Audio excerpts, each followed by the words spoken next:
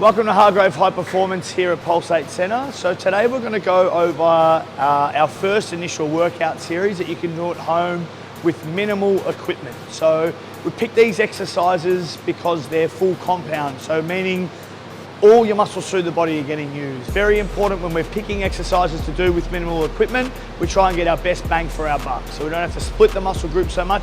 We want to try and pick things we can utilize everything together. In particular, the key muscles that are going to be our key stabilizers around our hips and our shoulders. Very important for you guys at home.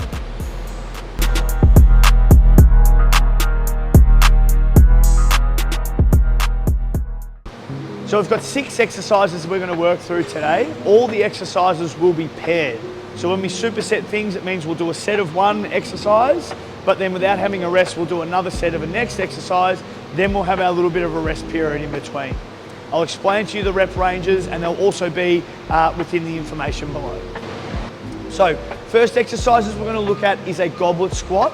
So when we're performing the goblet squat, to find our stance position, really basic, just jump up in the air, and then wherever our feet will land, just gives us a pretty good base understanding of where our most stable position is for the body. So you'll notice one thing which is important is that my toes are on a 45 degrees, so just get them out on a slide angle. When we're setting up, our tempos today are going to be 3 seconds down, a 3-second hold at the bottom position, and then we'll come up nice and strong. So I'll show you from the side angle first. What we want to do is just lock the bum, so squeeze the glute, big brace up of the upper body. When we brace, we take a breath in, and we just squeeze the armpits into the chest, which gives us good stability from the top. And then from the bottom, we work back, big toe, small toe, heel, 3 points of contact. As I go down, so I push my hips back, drive the knees out, but I'm working through the ground to get a nice strong screw pattern. We're gonna go to the furthest position without our body changing shape. So 90 degrees is a good place to start. Once we've had that 3 seconds, we'll come up really strong.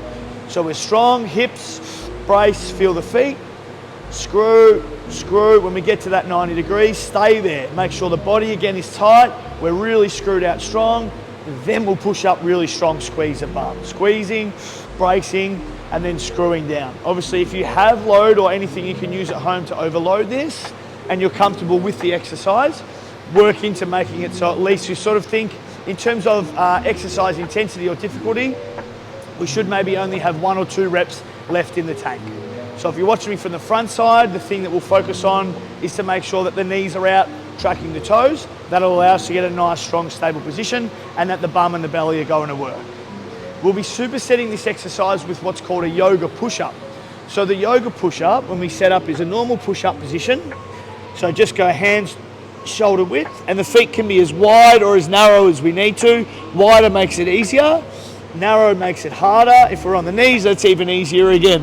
What we want to make sure is that we're able to get nice, strong, full range with the push-up before we come up. So if we're stuck with sort of half reps, make sure that we are making it easier as we go. Once we've done the push-up and we press up, we'll soften the knees. The body will hinge back and we stretch the shoulders back, open up the chest. So down, push up, stretch back, squeeze the shoulder blades, push away from the body. And just keep driving this position. If we're really struggling with the push-up, we can just control the lowering phase. Drop yourself when we get down. Cool, hinge back, stretch the shoulder blade, and then set ourselves up back from that top position.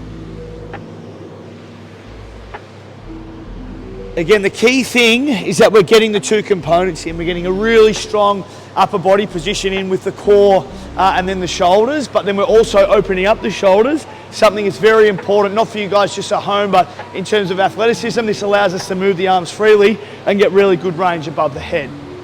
So you'll be performing those exercises back to back. So I want 15 reps for the goblet squat and anywhere from 10 to 20 reps on the yoga push-up. Once you've completed both exercises, give yourself about 30 seconds to a minute to perform then 3 sets. We'll go through of both. The next exercise we're going to work into is called a single leg Romanian deadlift, or a single leg RDL. So with the single leg Romanian deadlift, 2 things are very important. One, the first thing is that we are able to maintain a nice strong balance without the spine posture changing shape as we go down. So if you look at my spine here to my toe, I've got a nice, really good, strong line. As I come up, from here, the body will still stay in that nice, strong stance or that nice, strong neutral position. So be careful we're not bending over or we're not arcing the back as we come out. So what I want you to do is nice and easy, keep one hand on the back, one hand on the hip. Squeeze the bum, brace the stomach, and then we feel the feet again, like our squat. We soften the knee, you will drive the leg back, and I can just feel my back, and I know that it's in the same shape as what it was before. I know that it's in the same shape as what it was before, and then we reset. So our tempos for the single leg Romanian deadlift will be 3 seconds back, 3 second hold the balance, and then push coming through nice and strong. So if we look at that from the front angle, nice and square, my hips stay square to the camera, everything balanced through, and then we push up, big squeeze of the glute. If you have load for this, again, we can load up to like a goblet position, something set up light from the front, or dumbbells from the side, either way is fine. And we'll superset this with a side plank clam. So really good bang for our buck exercise in terms of getting really good oblique strength, but also opening up the glute through a little bit more external rotation, opening up the hips. So when we set up for this one, we're gonna be on our knees. So we set up so the elbow and the knee will be in line from the bottom. Nice strong brace up, push your hips through, squeeze the bum. So I've got a nice straight line from the head to the shoulder to the hip to the knee from that position there. Another nice big brace up. I'm going to drive my heels together, squeezing my glutes still as hard as I can towards the camera, and the hips are open, and you'll feel the bum lock up nice and tight. I'm going to get you guys to hold this for repetition. So we're not moving with the knee, we're just squeezing, holding that good strong isometry. Cool. I'll show you from the front angle, again, so you can see the body. And if we're strong enough, if you've got mini bands at home, something we can do is potentially add a band around the knee position, but again, ensuring that we're in that nice, good, square posture, opening everything up, but it'll be all belly, all bum. So like we did on the first sets, we're pairing these exercises. So the single leg Romanian deadlift will have 6 reps, 3 seconds back, 3 seconds hold, 1 second coming through. We go straight into the side plank, 30 seconds on the left, 30 seconds on the right. Give yourself maybe 30 seconds to a minute, depending on what you need, before we go back to the RDL. We'll do that circuit 3 times.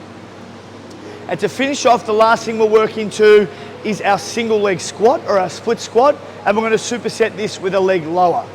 Important when we're starting, this is really a key thing for your athleticism, is that we've got good control through the hip and we're not overloading the quad too much to start off with. So what we want to do is I'll set you guys up from a 90-degree position from the ground, which means we've got right angles at the ankle, the knee, and the hip to the body, and then same on the back side. Now, when we're performing the split squat, we want to make sure these angles will stay the same at the front and back, they do not change. The only thing we need to do from here is like we did on that single leg Romanian deadlift, hinge the hips. So as I push my bum back, you'll see the back posture stays the same, but now I'm able to load my front leg, so it becomes a single leg squat. If I'm here, it's 50-50. From the back side, I'm over the top. So feel the feet nice and strong. Big toe, small toe, heel again, we push down. As I'm pushing, I can feel my bum load up. Cool, and then I'll push up, maintain those 3 points, maintain the angle. So I'm not pushing back, keep that nice, strong 90-degree from the front. Squeeze the bum, brace the body, and then just start screwing the hips back, chest out. So it's 3 seconds down, pushing my way to the floor, pausing for 1, pushing myself up. So you're going to feel a lot of pressure, or there's always going to be pressure through the quad, but if we're doing this correctly in terms of our screw pattern and our ability to get strength through the glute, we're going to feel it a little bit more through the hip than the quad, which is what we want. If you find you're really struggling, particularly around the balance, the knee coming forward or the heels coming off the ground, just set yourself up against the wall. Use the opposite arm just to give you a little bit of assistance, which will take the load off, because again, the angles are more important than the load to begin with, as we've always discussed. And the last thing we'll finish with is our leg lower hold. So these are just going to be hovers, where we're going to try and use our breath component of just creating tension from an inhale, exhale, from when we're in the back position. So we'll get our hands underneath the lower back, not the bum, lower back. We're going to tuck in the core, So we're engaged to the hand really strong. So we're pulled in from a nice tight position from here. Once we've got that engaged, the legs are going to come out as far as we're able to control that lower back staying flat. So if I drive the legs out and I can start to feel the back arc, it's too much load, there's too much pressure. But what ideally we want to get to that point. So we lock in, brace, leg comes out, and we just breathe in, breathe out, drawing the belly in, breathe in, breathe out, drawing the belly in, the ribs stay down, back stays flat to the hands. If that's too much for the 30 seconds, just soften the knee. So that's my next regression is about 3/4. My next regression is about a half or 90 degrees, and I can still get really good tension through the core from this point. Again, what we're refraining from is that really big, deep arc point when there's any tension through the lower back. So if we're feeling the back tight at all, you know that the load is just too much. We need to just reduce the range, make it a little bit easier. So for our last circuit, there's just 2 sets. So the split squats, we'll be doing 10 either side. And then when we work into the leg lowers, you'll just hold that nice and strong, finish it off for 30 seconds.